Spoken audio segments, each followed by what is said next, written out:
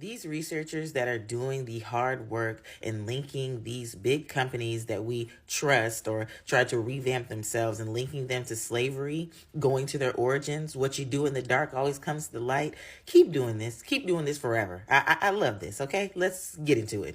So, Lloyd's of London is the world's biggest insurance market, and it's accused of reparations washing after a response to the slave trade review that linked them, not even like a little sprinkle of a link, like they had their hand all in the pot. So the academic review said it had a significant role in making the transatlantic slave trade possible.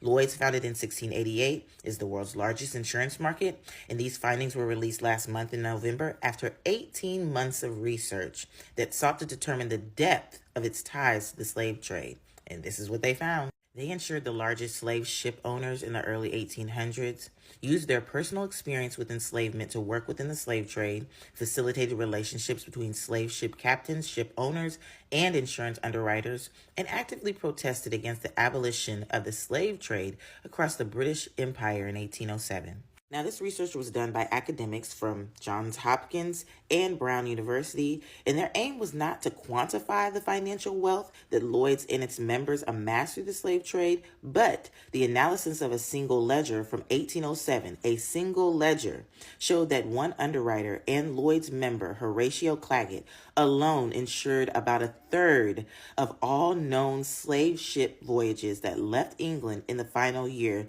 that it was technically legal to trade enslaved people. Now, in 2020, when this information came out, what's their usual response? They apologize, and then they just hope that nobody says something. Nah, people called them out for reparations washing and just saying stuff, making these little promises. We're going to diversify. We're going to do this and that. Well, here's an update to that. But wait, I forgot to include this before I continue on. And it's a reminder of just how important insurance was to the system.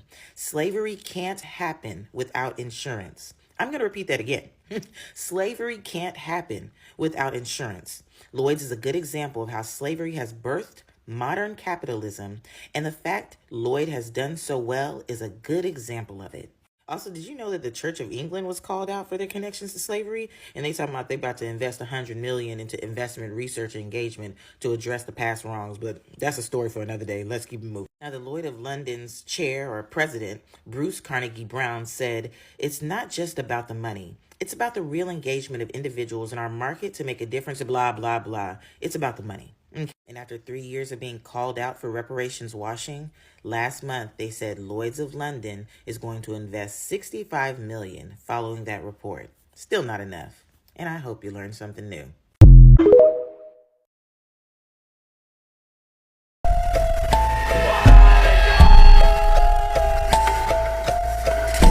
D.